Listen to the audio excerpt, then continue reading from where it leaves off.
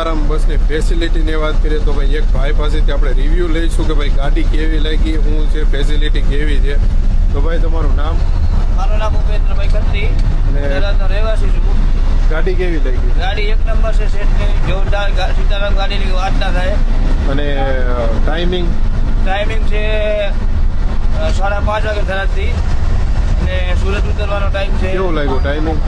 Timing એક number છે. Time ગાડી પોકે છે. હોટલ ને એવું બધું હોટલ એક નંબર છે. બરોબર.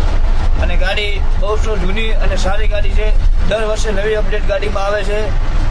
સુવિધા પણ બેસ્ટ હોય છે. તમને કઈ તકલીફ પડી એવું? કોઈ દિવસ તકલીફ નથી પડી, કોઈ વસ્તુની મને. હું આજે ઓછામાં 15 વર્ષથી ગાડીમાં આવું છું, જઉં છું. થરાદ, ડીસા, વાવ.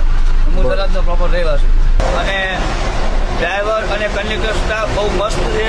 અને બધા ડ્રાઈવર બધા કંડક્ટર બહુ મસ્ત છે. માલ સામાન કોઈ અમારો કોઈ આગા પાછો થતો નથી, વ્યવસ્થિત પડ્યો હોય છે. અને બે દીકરી જો એકલી આવે તો પણ સુરક્ષિત છે, કોઈ ટેન્શન